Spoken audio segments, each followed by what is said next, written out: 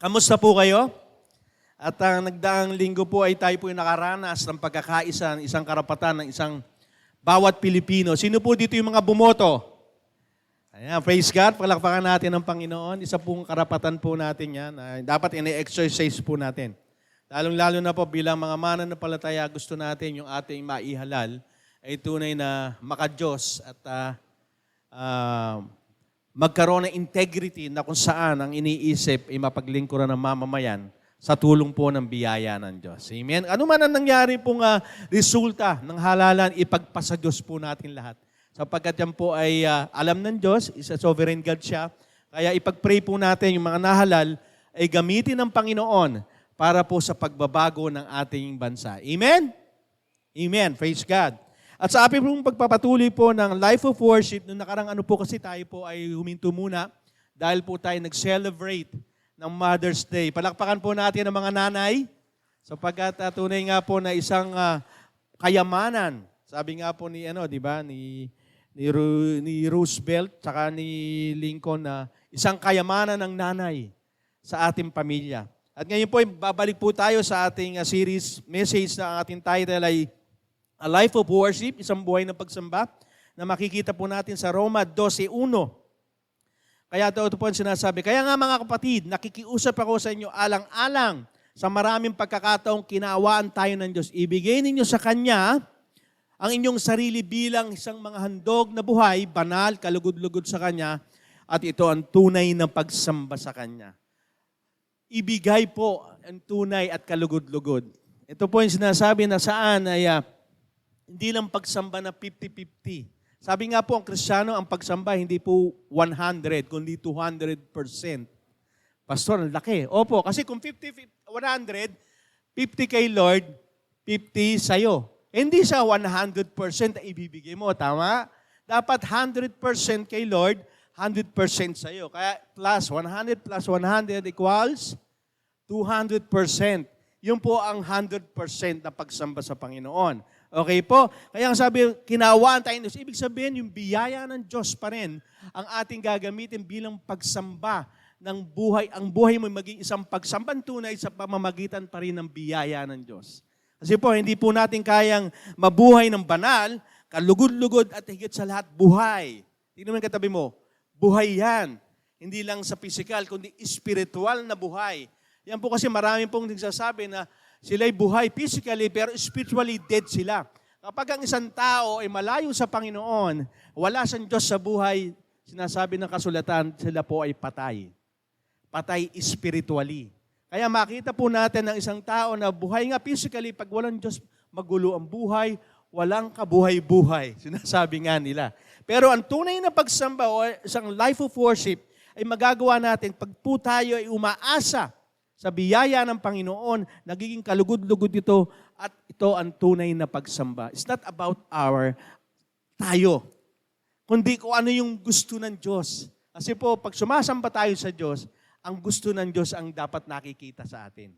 Hindi yung sasamba ka dahil gusto mo. Hindi, kung ano ang gusto ng Diyos. Nakalulugod. Yun po ang tunay na pagsamba. Ibig sabihin, we must die to ourselves. Kailangan ang mauna yung kagustuhan ng Diyos. Alam niyo po, tayo po ay nanampalataya sa Panginoon, ibinabalik yung pagdetermine ng Lord sa buhay natin. Kaya nga, Diyos siya, di ba? Tinanggap mo ang Panginoon at tagapagligtas, hindi lang tagapagligtas si Jesus. Ibig sabihin, ang pagsamba natin dapat kung ano yung nakalulugod sa Diyos. Kung sa Diyos nakalulugod, yung pagsamba natin kanina, katulad sa pag-aawitan, kung nakalulugod sa Diyos yung talagang buong puso, yun ang ibigay natin. Kaya kung buong puso kang sumasamba sa Panginoon, nagtataas ka ng kamay, nakangiti kang kumakanta, naiiyak ka dahil sa tuwa.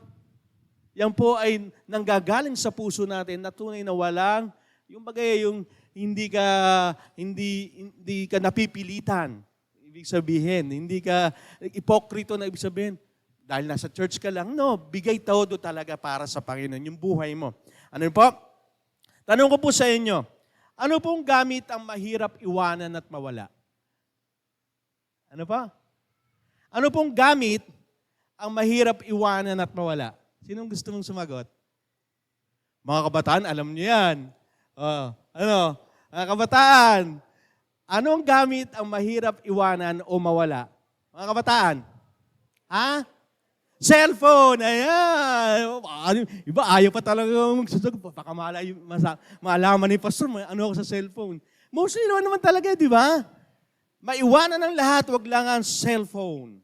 Kasi alam naman natin ang dulot ng cellphone, lalo sa mga nag-aaral, ayan, nagre-research, nandiyan yung mga bagay na ginagamit natin. Meron na po akong kwento, ito po yung nangyari sa Amerika. Kasi sa Amerika po, may pangyayari pag bakasyon, may silang camp. Ano yung camp? Nagka-camp sila. Napunta sila sa bundok, nagka-camp sila. Sa campsite po, ang CR po kasi doon, yung bowl nila. Alam niyo po yung mga dito sa probinsya, yung mga sinaunang bowl. Di ba yung diretso lang? Alam niyo po yun, naintindihan niyo po yung, hindi katulad ngayon, may T-trap, may pupuntahan. Yun hindi, yung mga CR noon, yung pag umupo ka, diretso ka agad. Yung, di ba, yung pag nag-CR ka, ganon, yung isang diretso lang. Wala na yung parang poso negro sa... Walang ganon, diretso. Kasi sa campsite kasi yon. Nangyari po, may isang babae pumasok doon. Siyempre, dala yung cellphone. Pag upo niya, nahulog.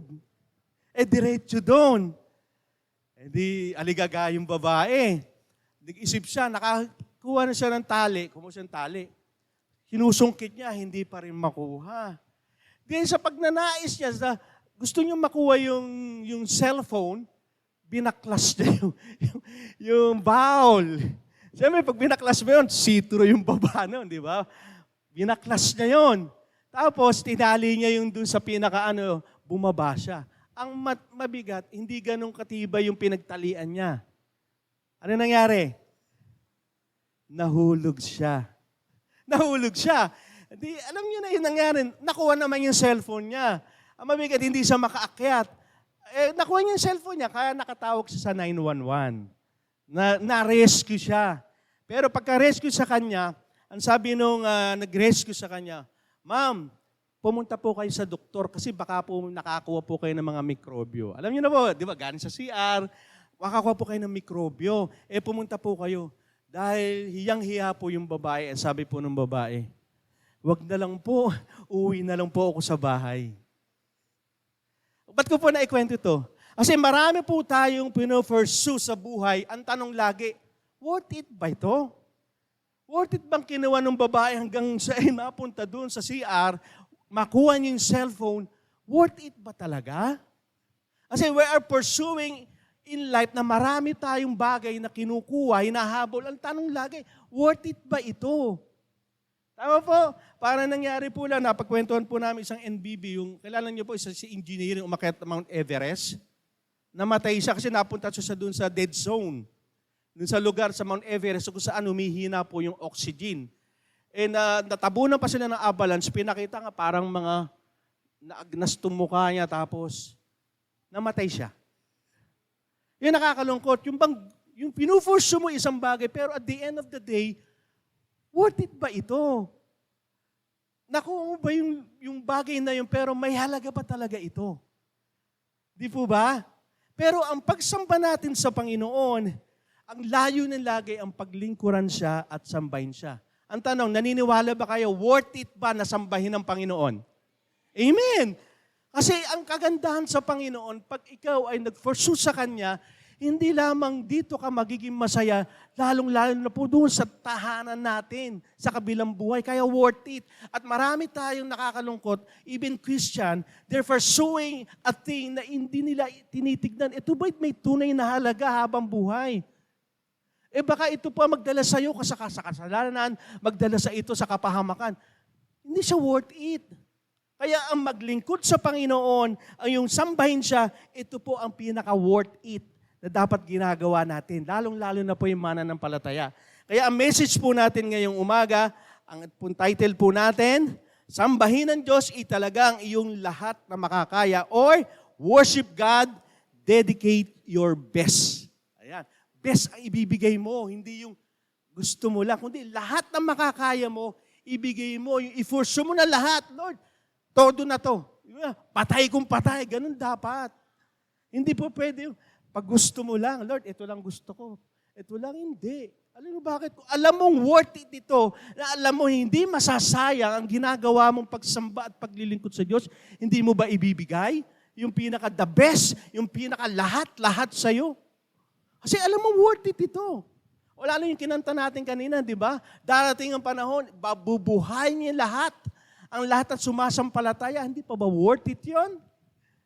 Na tayo'y habang buhay na makakasama ng Panginoon for eternity. Hindi lamang 100 years, hindi lamang 1,000 years, kundi forevermore.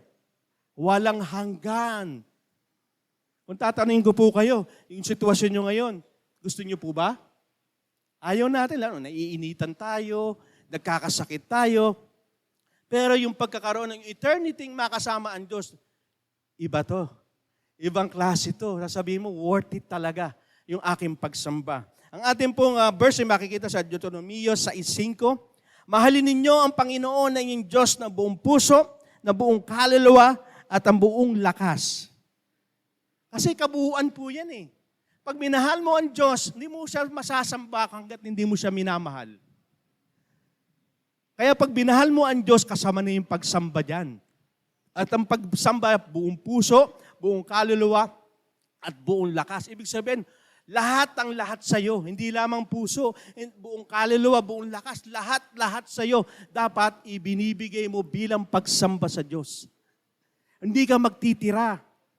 Madalas kasi nagtitira tayo, no? Lord, itong parte na to, lalo sa emosyon, sa puso yan, akin to. Wag di dapat mong kukunin yan. No. Kung alam mo, worth it ito, lahat na mangyayari sa buhay mo ay mapapabuti ka dahil sa pagsund mo at pagsamba sa Panginoon, ibibigay mo ang lahat. Ano? Dapat sinasamba mo siya ng lahat ng buhay mo, ang pagsamba sa Diyos, ipagbibigay ng lahat or best mo. Tanong mo katabi mo, naibigay mo na ba ang best para sa Panginoon? Kasi si Lord, alam niyo bakit? Si Lord, hindi niyo napansin, si Lord ibinigay si Jesucristo bilang Panginoon at tagapagligtas natin. Hindi pa natapos doon. Ang sabi ni Apostol Paul, sabi niya, magpapatuloy ang paggawa ko ng mabuti sa inyo. Grabe si Lord, ano?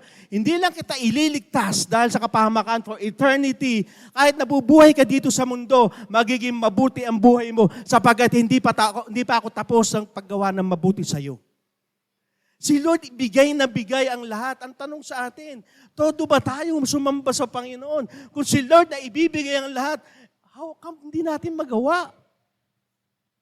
Parang, meron bang pagdududa? Si Lord walang pagdududa. Kahit na alam niya na mga taong bibigyan niya ng kabutihan, nakakasala pa rin. Kahit alam niya na ang mga tao ay hindi perfect, ang tao ay nagre-rebelde sa Kanya, pero hindi yan pinag-uusapan dito. Ang sabi ni Lord, pag-uusapan natin dito, yung kaya kong ibigay, yung pinaka-the best para sa inyong lahat.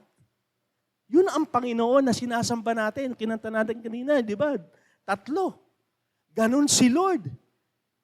Ganun magbigay ng lahat. Bakit kasi? Bakit? Sa lahat ng parte ng buhay natin, bigay natin yung the best para sa Panginoon. Sa finances, interest mo. Ano ba interest mo? Ibigay mo kay Lord. Relationship, schedule. Lord, busy ako eh. Ang dami ko ginagawa sa school. Lord, busy ako sa trabaho. Lord, alam mo naman ako, breadwinner ako. Ibigay mo yung pinaka-the best, even trouble. Mayroon kang pagsubok, mayroon kang pinagdadaanan, ibigay mo sa Panginoon. Ano po sabi sa 1 Corinto 10:31? Kaya kayo man ay kumakain, umiinom o anuman ang inyong ginagawa, gawin ninyo ang lahat sa ikaluwalhati ng Diyos. Lahat. Wala naman sinabi dito, ito lang ibigay mo ha. Finances lang, no. Ano man ang ginagawa nyo, kumain at uminom. Sino po dito kumakain at umiinom? Every day. Di ba? Basic na ginagawa ng tao. Hinalimbawa ng Diyos. Kaya ano man ang ginagawa mo, igawin mo to for the glory of His name.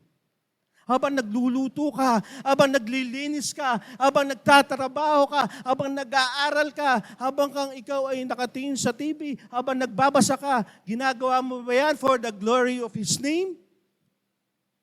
Kasi minamaliit natin ang kakayahan ng Diyos eh. Ano? Minsan yung security natin, nilalagay natin sa asawa, sa girlfriend, sa finances mo. Pag nabawasan yung pera mo, wala na. Puno ka ng alalahanin na. Hindi nanalo yung binoto mo, paano na ang Pilipinas? Nasaan ba yung security natin? Nasaan ba yung ating pag-asa? Sino ba ang pag-asa ng mga mananampalataya? Si Jesus, di ba? Oh, hindi yung asawa mo, hindi yung girlfriend mo, hindi yung boyfriend mo, hindi yung talino mo. Ano mang meron ka, galing sa Diyos yan. Dapat yan ibinibigay mo para sa Panginoon. Alam niyo po bakit si Lord ay ganon? Na gusto mo ibigay sa Kanya? Hindi niyo ba nakikita, tinatanggalan tayo sa napakaraming Diyos-Diyosan na mundo? Minsan, asawa natin, nagiging Diyos-Diyosan. Yung asawa, girlfriend natin, boyfriend natin, finances, pag-aaral, trabaho. Kaya gusto ni Lord, ibigay mo sa Kanya yung lahat-lahat upang maiwas ka sa napakaraming Diyos-Diyosan na mundo. Kasi, Pastor, hindi mo masama ang trabaho. Tama. Pero, mas nauna yan kaysa sa Diyos. Bigay the best ka dyan para sa trabaho, pero kay Lord, alam na ni Lord yun. Sino sinasamba mo? Tama? Trabaho. Tao. Masyado tayo, ang security natin sa tao, kaya pag tayo nawala, patay. Lahat naman tayo darating dyan. Pero pag si Lord ang naging security mo, alam mo na mawawala ka sa Diyos-Diyosan. Kasi minsan sarili mo, Diyos-Diyosan eh. Kaya dito makikita natin, pag binigay natin ang lahat-lahat sa Diyos, tinatanggal ka sa maraming Diyos-Diyosan dito sa mundo, maging ang sarili natin. Kaya pag tinumutok ka sa Kanya, ibinigay mo ang lahat-lahat, ibig sabihin, Lord, Ikaw lang ang Diyos ko. Sino po dito ang ating Panginoong Yesus lang ang Diyos sa buhay niya? Amen, di ba? Ibig sabihin, Lord, thank you, inatanggal mo ko sa napakaraming Diyos-Diyosan. Ang maganda lang sa Panginoon, pag siya yung binigay mo yung pagsamba lahat-lahat sa Kanya, hindi ka mapapahamak, hindi ka malulungkot, hindi ka magkakaroon ng bagay na pagsisisihan mo sa uli. Naniniwala ba kayo, sumunod kayo, sumamba kayo sa Panginoon na lahat-lahat, mapapahamak kayo? Pero hindi ko sasabihin sa inyo, hindi kayo makakaranas ng paghihirap, pagtitis, makakaranas kayo dyan. Pero at the end of the day, sa bandang huli, kayo pa rin ang tagumpay at mararanasan nyo yung tunay na tagumpay at kapahing at kagalakan kay Lord. Hindi naman sinabi ni Lord, pag ikay mananampalataya na, pag ikay sumusunod sa akin, wala ka na, payapa ka na, lahat. Hindi. Si Apostol Paul nga, bago gamitin, sinabihin na kaagad, ikay makakaranas ng pag-uusig, ikay makakaranas ng paghihirap, ikay makakaranas ng mga bagay na aayawin mo. Pero sabi ng Panginoon, pag naranasan mo yan, mapapakita ko na lagi mo akong kasama at the end of the day. Bakit? Pag kasama mo ang Panginoon, hindi ka magdududa, hindi ka mag-aalala. Para hindi tayo mapaalipin nga, sabi ko sa kanina, ng mga Diyos-Diyosan. Ang tanong, paano ko maibibigay ang aking best kay Lord? Ang ganda ng mensahe ni Lord. Paano, pastor na? Paano ko maibibigay ang lahat-lahat para sa Panginoon? Para yung aking pagsamba ay totally lahat-lahat na. Unang-una po, manatili sa presensya ng Diyos. Ano po nangyayari yun? Ibig sabihin, mas nais mong lumagay kung nasa saan ang Panginoon. Katulad ng pagsisimba. Pagbabasa ng salita ng Diyos, pagdi-devotion, pag-attend mga temple group. Kasi lumalagay ka sa presensya ng Diyos eh. Pananalangin. Ang sabi nga po doon sa Salmo 37:7a, pumanatag ka sa piling ng Panginoon at magtiyagang maghintay sa gagawin niya. Ano ba kahalagahan pag tayo pumapanatag, nag-i-stay, still in the presence of the Lord? Bakit? Iniintay mo yung pagkilos ng Diyos sa buhay mo. Marami po ang nasisira ang buhay, mali ang desisyon. Bakit? Sa pagmamadali. Mga kabataan, ganyan. Madaling magka-boyfriend, magka-girlfriend. At pag nagkakaproblema na, ba't ganito nangyari? Kasi nga hindi naman yan kalooban ng Diyos. Pinag-pray mo ba yan? Second year high school ka pa lang, gusto mo na magka-boyfriend. Di ba? Yung mga ganon. Kasi if you're in the presence of the Lord, ipapakita niya sa'yo, ipagagawa niya sa'yo kung ano yung kalooban niya. Kaya ang mangyayari, you will wait kung ano yung sasabihin sa'yo ni Lord. You will wait kung ano yung pagagawa sa'yo ni Lord. Ito yung pinakamabuting gawin mo. Gawin mo yan. Yun ang ibig sabihin. Ang sabi nga sa Salmo 16:11, itinuturo niya sa akin na landas patungo sa buhay na puno ng kasiyahan at sa piling nyo. Alam po natin, marami po tayong bagay dito sa mundong ito. Akala mo nasisiyahan ka. Tama, di ba? Kaya ang daming tao, kasi testify ko po sa inyo yan. Ako po ang tao makamundo na laging gusto ko ang kasiyahan ng mundo. Pero din, parang hindi pa rin ako masaya. Paulit-ulit, maghahangat ka, hindi ka nakokontento. Kaya sabi ng Panginoon na lahat ng iinom nito hindi na muli mauuhaw. Kaya yung kaligayang ibinibigay ng Panginoon sa iyo, contentment sa bagay na magbibigay sa iyo ng kabutihan. Kaya ang sabi ng Panginoon, aking matatagpo ang ligayang walang hanggan. Wow! Ligayang walang hanggan. Ibig sabihin, sa piling ng Panginoon, nandoon ang tunay na kaligayahan. Nandoon ang tunay na kagalakan. Kaya maraming tao, nasa kanila ng lahat, sa buhay nila, pero tingnan mo, malungkot pa rin. Kasi yung buhay, naganap at saya-saya, yung ligaya, sa piling lang yun ng Diyos. Sa akin nga po, kaya nga po panay ang inom ko noon. Kasi akala ko, masaya ako dito eh. Marami akong ginagawang mga masasamang bisyo noon. Pero nung natagpuan ko ang Panginoon sa piling niya, sabi ko, Lord, mas masaya pala sa'yo kaysa sa piling ng mga makamundong bagay. Amen? Yun po ang katotohanan. Sinasabi ko na sa inyo, huwag na po kayo mag-attempt, lalo mga kabataan. Yung pagiging curiosity, gusto ko lang makatikim ng sigarilyo. Gusto ko lang makatikim ng alak para, ano yun? Sabi ko sa inyo, yung bang pinuforce nyo yun, worth it ba? Kung magdadala sa inyo sa kapahamakan, huwag nyo nang subukan. Kaya may kasabihan ng Pilipino, di ba? Papunta ka pa lang, pabalik na ako. Which is, mayroon pong katotohanan yun. Makinig kayo. Kaya nga dapat nauunawaan natin, sa presensya ng Panginoon, makakaramdaman natin yung tunay na kasiyahan, yung presence of fullness of joy. Sino po kanina na nagpe-pray and worship, naranasan mo na yung kaligayahan mula sa Diyos? Amen, di ba? Di mo napapansin nyo, pag kayo pumasok na dito, umi-enter kayo dito, ang dami niyong problema, ganyan ang mukha niyo, para kayong kabayo, haba ng mukha niyo. Pero nung kayo nasa presensya ng Panginoon, nagwo-worship na kayo, nakangiti na kayo, Lord. Di ba? Yun po ang katotohanan. Hindi ang gawain ng bisyo, sa labas. Panadali ka naliligaya, sakit pa sa bulsa, sakit pa sa ulo. Magagalit pa pamilya mo. Dito, sumamba ka na, naranasan mo na yung tanunay na kaligayahan, nalugod pa sa'yo si Lord. Yun ang mahalaga eh. Sabi ko sa inyo, huwag nyo nang bigyan ng kaluguran ng sarili nyo, mapapahamak kayo. At sa presensya ng Panginoon, ng Diyos, mararanasan ng tunay na kapahinga. Sino po dito yung gusto ng kapahinga? Di ba yung lately lang, nakaranas tayo ng long weekend? Di ba yung nagkaroon ng, tag doon? Lenten season? Ang haba, yung mga kabataan ngayon, may bakasyon eh. Pero hindi nyo napapansin, nung nagbakasyon ko, lalo kayong napagod. Parang, nagbakasyon ako 1 week, parang ako pa yung pagod na pagod. Bakit? Tanong ko sa inyo. Di marami nagbakasyon, bakit? Anong inisip? Swimming. Di po masama mag-swimming. Hindi masamang ano. Ang problema, kung nakakalimutan na natin si Lord. Yung bang kaligayahan mo, baka yun na yung kaligayahan mo. Dapat ang kaligayahan mo, yung kapahingaan mo, nanggagaling sa Diyos. Kaya maraming tao kahit anong pahinga, pagod eh. Kaya ang hirap ng buhay natin, ano mang gawin mo, pagod na pagod ka. Kasi bakit? Hinahanap mo sa mga gawain ng mundo. Hindi ka, sabi ko niyo, subok ko na po yan. Napagdaanan ko na po yan. Yung kapahingahan na gusto mo mangyari, hindi ka mapahinga.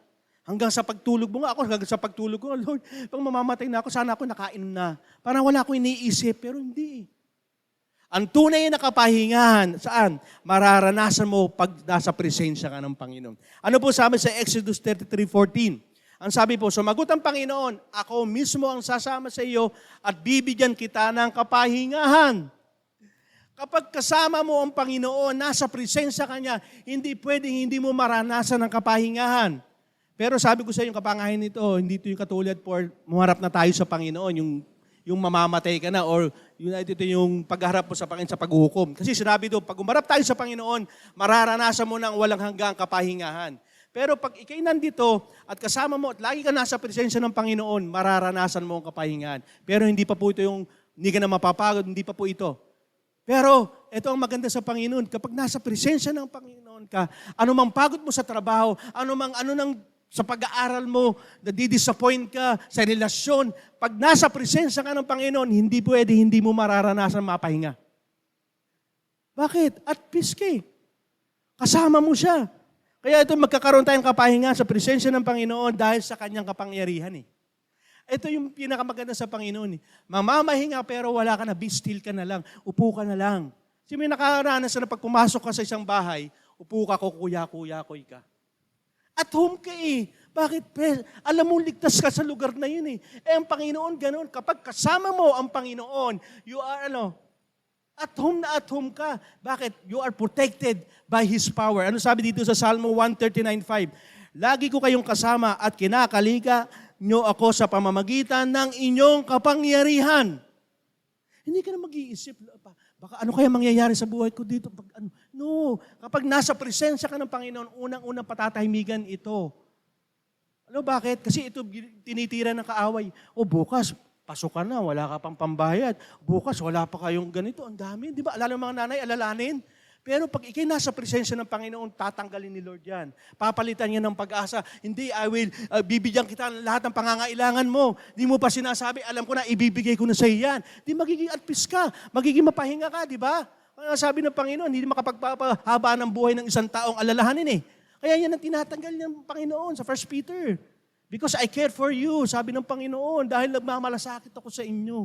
Kaya sa pagbibigay ng kapangyarihan niya, yun ang ibinibigay. Kailangan mo lang maupo, lumagay sa presensya ng Panginoon, umawit, sumamba sa Panginoon, and God will do the rest. Yun ang katotohanan. Tayo nasusumikap tayo, gagawin ko to, kaya ko to. Anong nangyari? Pagod na pagod ka. Bakit? Wala ka sa presensya ng Panginoon. Lumugar ka, kaya nga sabi ng Panginoon sa Heavenly, di ba? Huwag yung kaliligtaan ng pagtitipon na tulad dito. Bakit? May halaga po iyon. Nagkakaisa tayo na sa presensya ng Panginoon, mapapahinga tayong lahat. Amen? Amen. Kasi marami tayo napapagod tayo sa maraming bagay. Worth it ba ito? Worth it ba yung inahabol mo?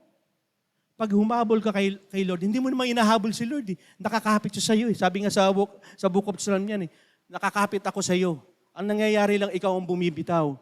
Dito papunta si Lord, dito ka pupunta. Lord, dito. Hindi, dito nga eh. Sino napapagod?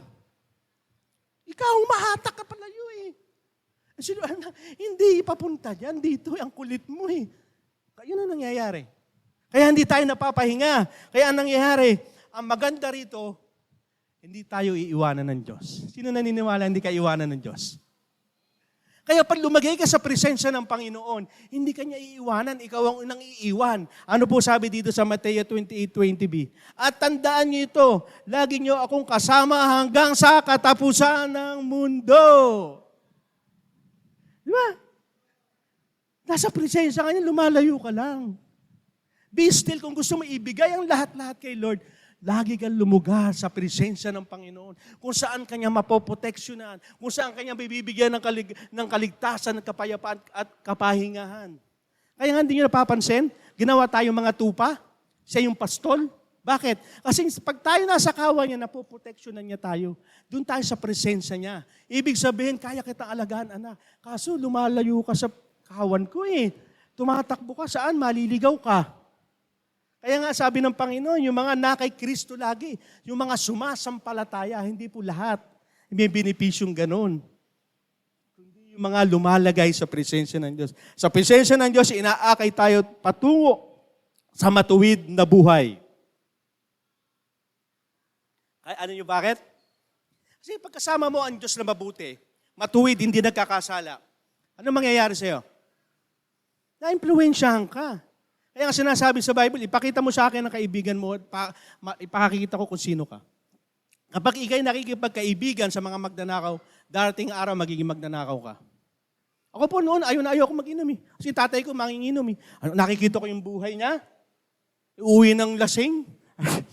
Kaya gabi, matatawa ka eh. Kaya sabi ko, ayoko eh. Pero nabarkada ako sa mga umiinom, sa mga may mga sasamang bisyo, ayoko noon, pero bakit nangyari? Naging katulad ko. Pare-parehas na ako eh. Bakit? Kasi lagi ko silang kasama.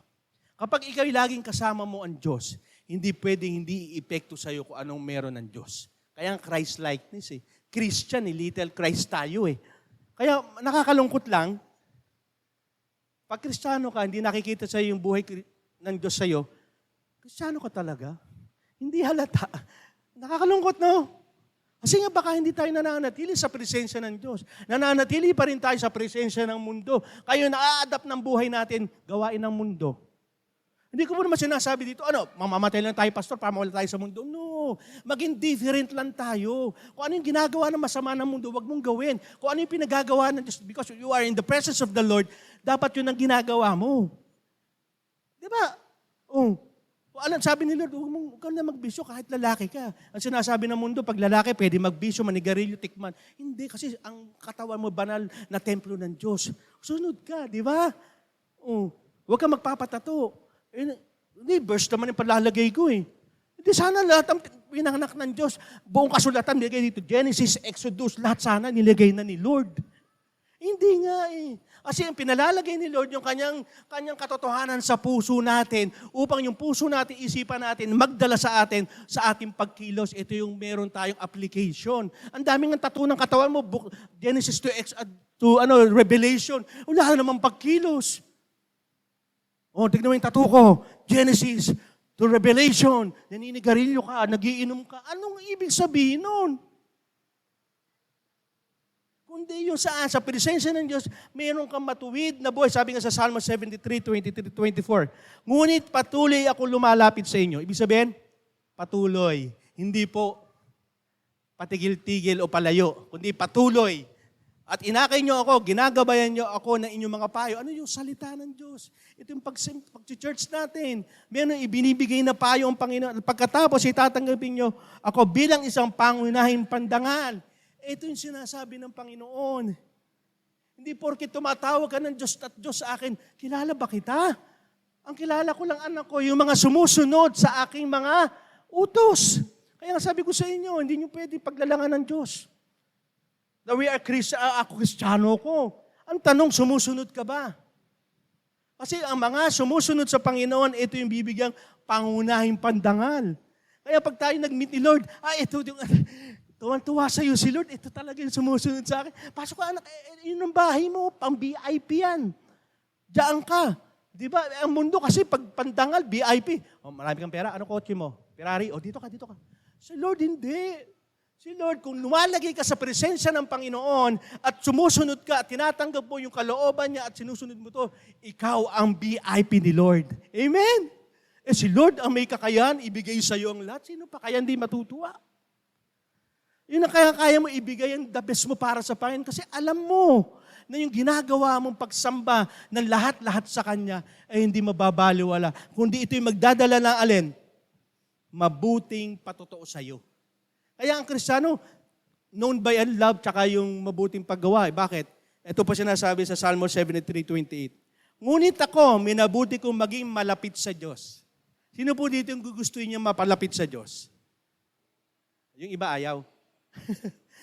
Tali ko po kayo Panginoon Diyos ang pinili kong kanlungan. Sino pinipili ang Diyos na kanlungan? Amen. Di ba? Upang maihayag ko ang lahat ng inyong mga ginagawa. Mga ginawa.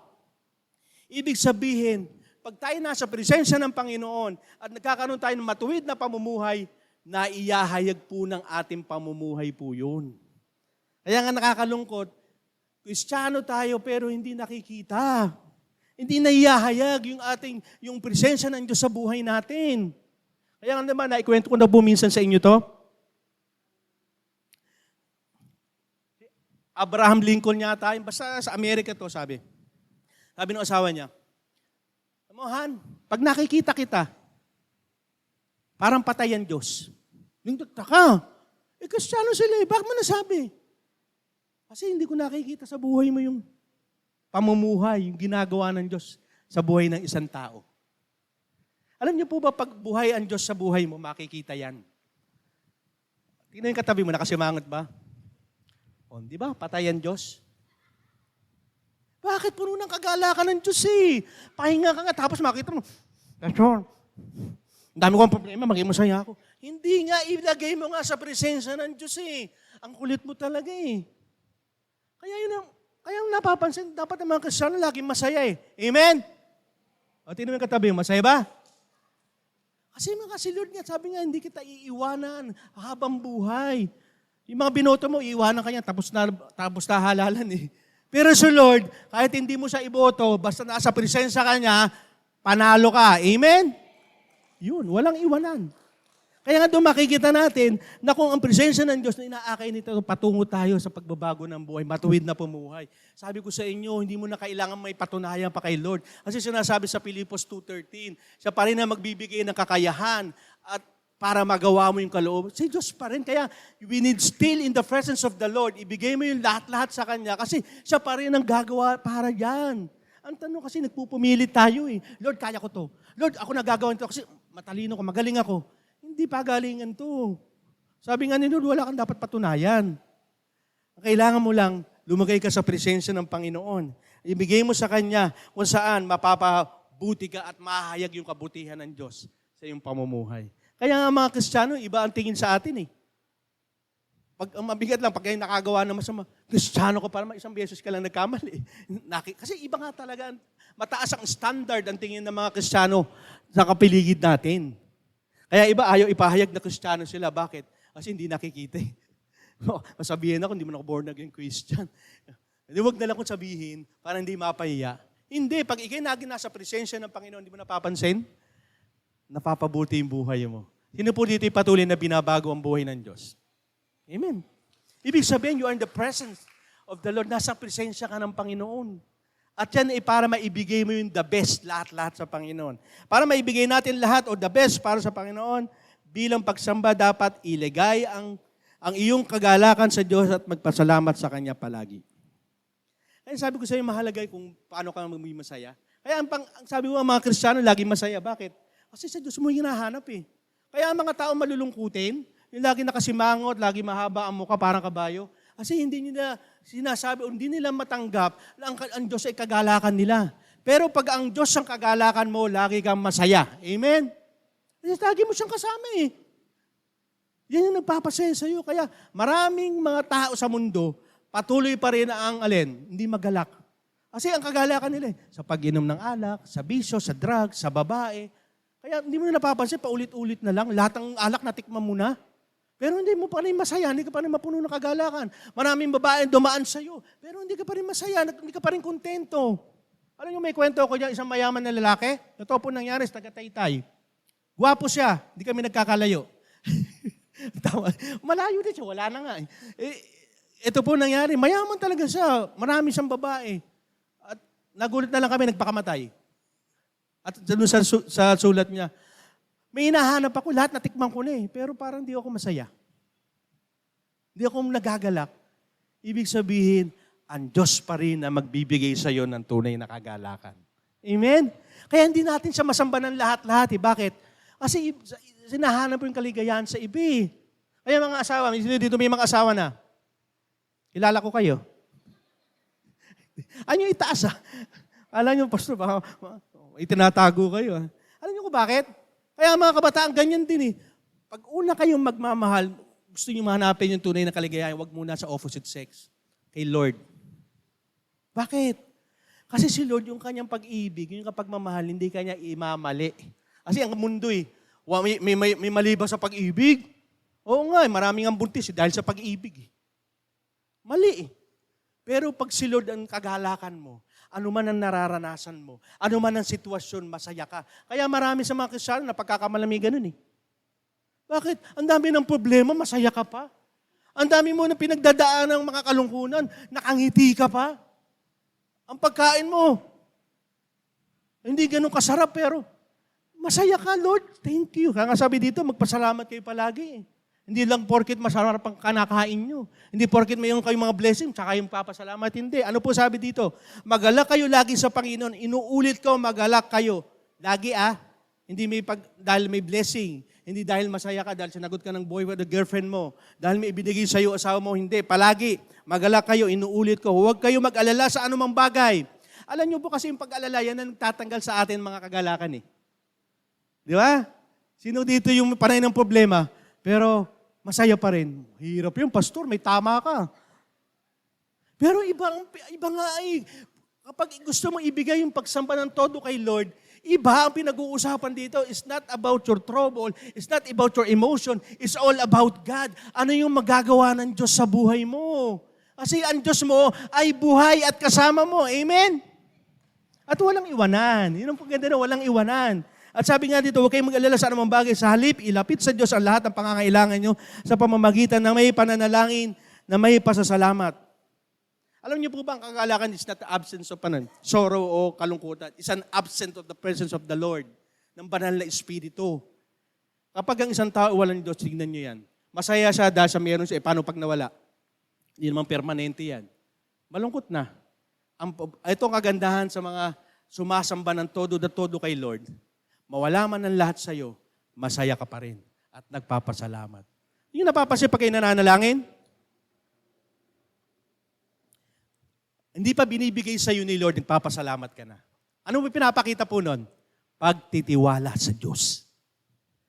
Lord, bigyan niyo po ako ng pambayad ko sa kuryente.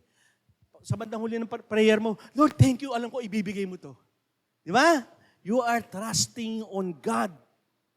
Sa Kanya, walang imposible. May imposible ba sa Diyos? Kaya nga sabi nila, huwag kayong magdududa. Ibibigay ko sa inyo. Hindi mo pa sinasabi, alam na ng Lord yan. Ang tanong lagi, isa ba yung kagalakan mo? Lord, bigyan niyo po ako ng kotse. Yung pinakamaganda. Yung bagong labas ng mga Mustang tsaka Ferrari. Sa tingin mo, malulugod si Lord? Kasi gagarbitin mo sa mga makamundong bagay? Baka sabihin siya nila, maglakad ka na lang. Kasi nga hindi. Kapag kasi ang kagalakan mo ay sa Panginoon, ibibigay niya sa iyo, hindi makakasama. For I know the plans I have for you. Di ba sa Jeremiah? Ang plano ng Diyos, hindi pa mapasama ka, mapabuti ka. Ang problema kasi sa atin, gusto ko to Lord, alam mo mapapasama, gusto ko to Lord. Hindi yun. Gustuhin mo maging kagalakan si Lord, ibibigay niya yung pinaka-the best para maibigay mo rin yung tunay at the best na pagsamba sa Kanya. Yun po yun. At lagi kang magpapasalamat. Alam niyo po ba yung mga taong panayareklamo? Hindi din mahilang magreklamo. Hindi po yan marunong magpasalamat. Yung sa isang trabaho, sino yung mga nagtatrabaho ng direklamo, yun yung mga tamad. Si boss, walang hindi tumataas ang, di ba? Yan yung mga ayaw magtrabaho. Pero yung Lord, salamat po sa blessing mo sa akin, sa trabaho, ang boss ko, i-bless you po. Lagi nagpapasalamat. Hindi ka nagre-reklamo. Kaya maganda yung lagi ka nagpapasalamat, napapansin mo, hindi ka na nagre-reklamo. Bakit kaya? Kasi ang pagsunod sa Diyos, malulubos ang ating kagalakan. Kapag ang ating pagsunod sa Diyos, ito ang iyong kagalakan, maganda po mangyayari. Ano po sabi sa John 15 o 1:15-10-11? Kapag sinusunod nyo ang mga utos ko, mananatili ang pag-ibig ko sa inyo. Sabi ko sa inyo, yung pag-ibig ng Diyos, iba.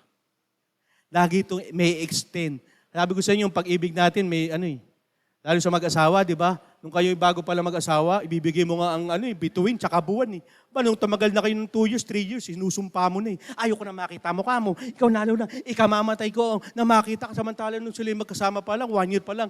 Hindi ko pwede makita. Pag wala ka sa buhay, hindi kita makita, ikamamatay ko. Pag 5 years na, mamamatay akong kasama ka. Ba't ganun? Bakit?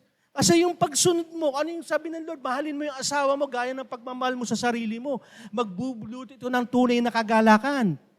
Amen? Kaya pag pumasok man dito yung bill na, yung bill na pinapasok sa Senado ngayon, yung divorce, huwag kayong mag-alala. Bakit? Hindi mo naman pinaplano mag-divorce. Bakit? Dahil susunod ka sa Panginoon. Amen? Ba't ko yung wala ng asawa ko at pasa kayo ng divorce law? Okay lang, bakit? Magiging isang halimbawa ang pamilya ko bilang isang Kristiyano sumusunod sa Diyos. Kagalakan ko na hindi kayo hiwalayan ng asawa ko. Tama? Kagalakan ko sumunod sa magulang ko. Kasi nag-aaral pa lang ako. Hindi muna ako mag-iisip ng mga girlfriend, boyfriend. Sa trabaho, magtatrabaho ako para sa Panginoon. Hindi muna sa sweldo. Bakit? Kasi yan ang kalooban ng Diyos, sinasabi yan. Naghahanap buhay kayo, di ba? Sa akin kayo naghahanap buhay. Ano po sinasabi dito? Katulad ko na sinusunod ko ang utos ng aking Ama, kaya nananatili ang kanyang pag-ibig sa akin. Sinasabi ko sa inyo mga bagay na ito, para magalak kayo katulad ko, malubos din ang inyong kagalakan. Si Lord na yan, ha?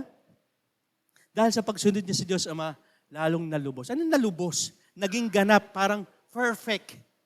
Kaya ang maraming tao ayaw sumunod sa Diyos. Kasi akala nila hindi kagalakan ng pagsunod. KJ ni Lord, lalo si pastor. Sabi niya, bawal daw magbisyo. Sabi ng mundo, lahat ng mga dapat tikman mo. Ano nangyari? Oh, sabi niya, bawal daw mag-boyfriend, girlfriend. Napakagwapo naman ako. Maganda naman ako. Ba't, di ba yung gano'n? Dapat pinagmamalaki yun. Dapat kayamanan yung kagandahan. Yan sarabi ko, kayamanan yung mukha mo kagandahan. Subukan natin ibaon. Kasi mga kasinungalingan ng kaaway na magdadala sa atin na upang hindi tayo sumunod sa Diyos. Kaya marami hindi sumusunod, mga disobedient. Ano nangyari? Wala. Kaaway ng Diyos. Malulungkot ka, sira ang buhay. Sabi ko sa inyo, ang disobedient ay ganito lang yan. Happy ngayon, iyak later.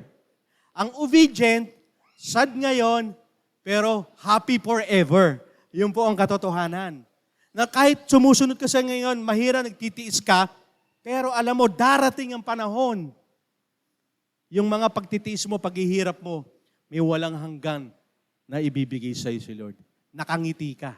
Nakatawa ka, puno ka ng kagalakan dahil sa Panginoon. Ang sabi nga dito, lahat ay mawawala, pero ang sumusunod sa Diyos ay mananatiling magpakailaman. Sabi sa unang 1:17, ang mundo at lahat ng bagay dito ay nahangad ng tao ay mawawala.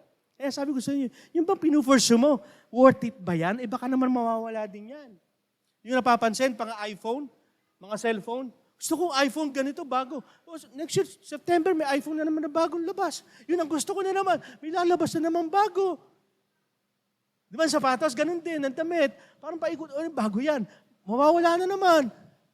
Kasi nga, hindi siya permanente. Ang permanente, yung taong sumusunod sa kalooban ng Diyos ay mabubuhay magpakailanman. Amen. Sino po dito gusto mabuhay magpakailanman na kasama ang Diyos? Di ba? Lahat tayo eh. Kasi alam mo, yung pagbibigay ni Lord sa'yo ng pinaka-the best, lahat-lahat. Kaya gusto ni Lord ibigay mo ang lahat. Kaya ako sa inyo, kung nagdi-disobey kayo sa Panginoon, itodo nyo na rin. Yung mga ayaw sumunod, itodo nyo na. Bakit? Alam nyo naman pupunta ka sa impyerno eh. Pero yung gustong sumunod sa Panginoon, na alam mong gusto mo makasama ang Panginoon, itodo mo na. Amen? Alam mo, pupuntahan mo, ba't ka ba mag-50-50? Lord, todo ko na to. Ibigay ko na yung the best. Bakit? Alam ko, at the end, alam ko yung pupuntahan ko. Kung alam mo punta ka sa impyerno, todo mo na yung paggawa mo ng masama. Alam mo, sa impyerno na ka pupunta eh. Ganun lang kasimple. Pero kung ikaw ay mananampalataya at sumasamba sa Panginoon, na alam mo yung patutunguhan mo, alam mo na may buhay magpakailanman, hindi na 50-50. Todo na to. Kung baga sa patay kung patay. Tama? Huwag mo na alam mo na naman ang patutunguhan eh. Bakit ka pa mag-50-50? Alam mo yung 50-50? Di ba yung alanganin? Hindi mo alam kung mabubuhay pa o hindi. Pero kay Lord, buhay ka magpakailanman. Amen? Kasi bakit? Ang mga disobedient kasi kaaway ng Diyos. Mananatili na po, hindi po magbabago yun. Lahat ng hindi sumusunod sa Kanya. Kaaway ng Diyos. Ano po sabi sa Santiago 4:4? Kayong mga hindi tapat sa Diyos, hindi nyo ba alam na kaaway ng Diyos ang umiibig sa mundo? Nakita nyo naman, kaaway ng Diyos, yung mga worldly. At ang sabi, kaya, ang sino mang nagnanais makipagkaibigan sa mundo, ito, makipagkaibigan lang ay ginagawa niyang kaaway ng Diyos ang sarili niya. Yung napapansin ko bakit hindi natin maibigay yung lahat-lahat na pagsamba sa Diyos? Tanungin natin sarili natin. We're still ba na tayo ba ay makamundo pa rin? Ang kagalakan mo ba ay sa Diyos? Sa Diyos ba o sa gawain ng mundo? Kaya hindi mo maibigay lahat-lahat sa Diyos eh. Kasi hanggang ngayon, para tayong lukewarm, yung mga maligamgam, susukan ni Lord yan. Kaya nga hindi natin mapapaglalangan ng Diyos eh. Pagdating ng panahon, Lord, kilala mo ba ako? Hindi kita kilala. Yun ang mahirap. Tumatawag ka ng Diyos pero i-deny ka ni Lord. Yun ang mahirap. Bakit? Kasi dinay mo rin ako eh. Bakit? Sa mundo ka nakikipagkaibigan kaysa sa akin eh. Yung pagsamba mo minsan pilit pa eh. Sabi ni Lord, taas mo yung isang kamay mo, 1/4 pa.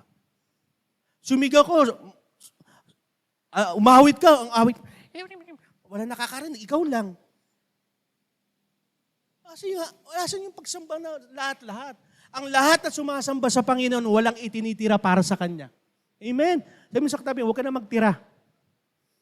Masisira yan. Totoo. Kasi tutupukin ni Lord yan. Ang mananampalataya ay lagi nagpapasalamat. Sabi sa Ephesians 5:20, lagi kayong magpasalamat sa Diyos Ama sa lahat ng bagay bilang mananampalataya ng ating Panginoong Jesucristo. Alam mo, na ang ating Panginoong Hesukristo. Yung pribilehiyo na lahat na sumasampalataya sa ating Panginoon. Kaya hindi nyo napapansin lahat ng mananampalataya, lagi nagtithank you.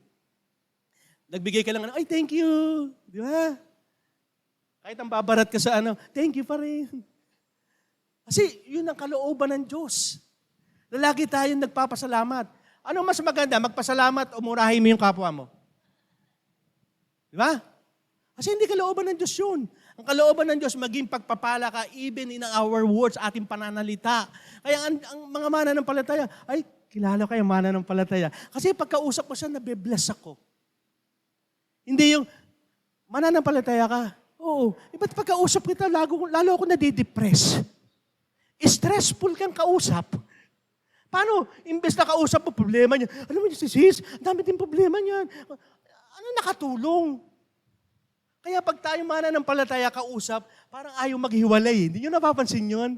Kasi laging tinataas ang Panginoon. Lord, thank you. Kahit sa maliit na paraan, thank you pa rin. Lord, may problema ako, thank you. Bakit? Mararanasan ko yung kapangyarihan mo. Lord, thank you. May sakit ako, bakit? Alam ko, pagagalingin mo ako. Lord, thank you for everything. Tama? Kasi doon makikita na, Lord, ikaw kasi ang lahat-lahat sa akin. Yung pagsamba ko, todo sa'yo. It's not about us. It's not about napaligid natin. It's all about God. Sabi sa huli na nga, sa unang Thessalonica 5:18. At magpasalamat kayo kahit anong mangyari. Ano sabi ng Panginoon? Kahit nakakaranas ka ng paghihirap, kahit nakakaranas ka ng karamdaman, kahit nakakaranas ng kakapusan sa finances, kahit ikaw'y nararanasan na ikaw'y babaksak sa school, na kayo walang makakain, sabi ni Lord, give thanks, magpasalamat ka. Bakit? Kasi alam mo, nakikilos ang Panginoon. Alam mo, nadadamayan ka ng Panginoon. Alam mo na hindi ka iiwanan ng Panginoon anumang sitwasyon ng buhay mo. Amen? Kaya itodo mo na kay Lord ang pagsamba. Minsan, pag hindi maganda kinakain natin, ayaw natin mag-pray. Ba't akong pipray to you ang ulam? Di ba minsan gano'n? Kain na tayo. Bakit maunahan pa ako? Kukutin ng ulam, madami pang kakain. Kay Lord, hindi. Ako minsan, nasabi ko ng asawa ko, di ba tayo sasama magpasalamat, kakain tayo, pipray tayo? Ano, bakit? Pagtanaw ng utang na loob yun sa Diyos. Kasi kung hindi kayang bigyan ng kakayahan magtrabaho, magkakainin ka ba? Bigyan ka ng lakas, magkakainin ka ba? Kasi sabi nga, magpasalamat kayo lagi. Kaya even sa trouble, even tayo nakakaranas ng paghihirap, sabi dito, dahil ito ang kalooban ng Diyos. Kaya pag tayo nagpapasalamat, ibig sabihin sumusunod ka sa kalooban ng Diyos. Ako dati nga, hindi ako mahilig magpasalamat eh. Lalo kung may binibili ko, binayaran naman kita eh. Ba't ako papasalamat? Tama? Hindi. Kasi ginagawa mo yung para sa Diyos. At kalooban yun ng Diyos. Kahit hindi ako bigyan, ay thank you. Thank you. Lalo sa mga nagdadrive dito. Pag pinalampas ka, sige, daan po kayo. Ay thank you ha. Hindi pinag-uusapan dito, right of way ko to. Ako dapat na mauna. Ganon, hindi ganon. Kasi nga, kalooban ng Diyos magpasalamat. Minumura ka ng driver, thank you. So nakakita, minumura ka, thank you ka pa. Bakit? Kasi kalooban ng Diyos sa magpasalamat. Para sa inyong na kay Kristo Jesus, sabi ko, lahat ng na kay Kristo Jesus, lahat ng sumasampalataya sa Kanya, lahat ng sumasampalataya, nagtitiwala at sumusunod sa Kanya, kailangan maging thankful with a grateful heart. Tingnan mo yung katabi mo. Lagi ka ba nagpapasalamat? Sabihin mo sa tabi mo, lagi ka ba nagpapasalamat? Ibig sabihin nun, hindi ka nagre-reklamo. Ayan, mga nanay. Ano? Dapat lagi tayong thankful. Pag binigay ni Daddy yung pagkasahin mo to, thank you, Lord. Kahit ang ngiti mo ay ngiting asor. Bakit? Pag-pray mo na lang, Lord, i-bless mo yung asawa ko para marami maibigay at ma-sustain. Ganun lagi. Hindi yung nagbigay na nga ng sweldo yung asawa. Ano, mapagkakasya ko pa to? Ang laki na ng bilhin. Ito na yung bill. Buti nga, may hanap buhay. Pag-pray natin, magkaroon tayo ng kagalakan. Lord, alam ko, magpapadala ka ng uwak. Ano yung uwak? Naintindihan niyo yung uwak? Nung si Elijah, nagutom, pinadala. Kaya nung panahon ng lumang tipan, mayroon ng food panda eh. Food uwak. Bakit? Ginamit ni Lord uwak para mapakain si Elijah. Ganon si Lord, walang imposible. Yung mga tao na hindi mo inaasahan, padadala ni Lord yan. May bless ka. Ang tanong, sinasamba ka ba sa Panginoon ng lahat-lahat para sa Kanya? Sino po yung nakahandang sumamba sa Diyos ng the best para sa Diyos? Amen? Okay? Lahat po tayo ay manalangin for our prayer for the message of the Lord. Ama naming Diyos, salamat po, Panginoon. Sapagkat hindi mo lang kami tinuruan, kundi Lord, inilalagay mo kami sa isang lugar kung saan mapapabuti kami, Panginoon. Hindi porkit kami Kristiyano na, okay na. No, hindi. Di ba sabi niyo po yan? Until the end of the world, kailangan maging matatag ka. Kailangan sumusunod ka. At unang-una yun, Panginoon, na kaya namin magbigay ng lahat-lahat ng pagsamba sa iyo. Kapag kami ay lumalagay sa presensya mo, Panginoon. Ininaalis mo kami sa presensya ng mundo. Nagdudulot ito ng kapahamakan. Nagdudulot ito ng patuloy na paggawa ng kasalanan. Sapagkat sa presensya mo, nararanasan namin ng tunay na kagalakan. Sa presensya mo, Panginoon, na itutuwid mo kami. Tulad ng isang maliwanag na ilaw kung saan kitang-kita namin yung aming karumihan, yung aming mga mantsa, na kung saan natatanggal namin. Sapagkat kasama namin kayo, ang liwanag, ang buhay. Lord, turuan mo kami, Panginoon, na hindi lamang kami isang Kristiyano na sinabi tinanggap kayo bilang Panginoon na tagapagligtas. Kundi, Lord, yung todong-todo, Panginoon, yung pagsamba. Hindi kami nabibigyan ng pangungutya dahil sa aming pamumuhay, kundi nakikita na nagiging blessing kami.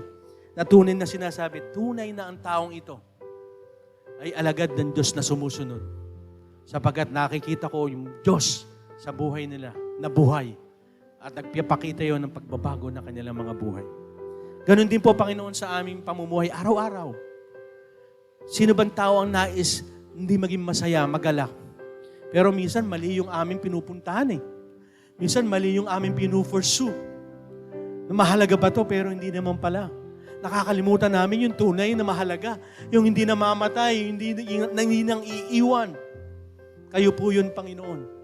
Maging kagalakan namin, Panginoon, ang sumunod sa inyo. Ang maglingkod sa inyo kahit kami nahihirapan, kahit kami kinukutya. Sapagkat, Lord, alam namin, Panginoon, hindi mo kami pababayaan, hindi mo kami iiwanan. Yan ang katotohanan. At kapag hindi mo kami iniwanan, kahit kailan hindi kami mapapahamak. Ang paghihirap at pagtitiis na amin nararanasan, panandalian lamang yan. Hindi mag-i-stay. Ngunit ang kasama naming Diyos, walang hanggan naming kasama na magbibigay sa amin ng kagalakan, kapahingahan, at buhay na walang hanggan. Lord, sa tulong at biyaya mo, maibigay namin yung the best. Ang lahat-lahat na pagsamba sa iyo, wala kami ititira sa amin.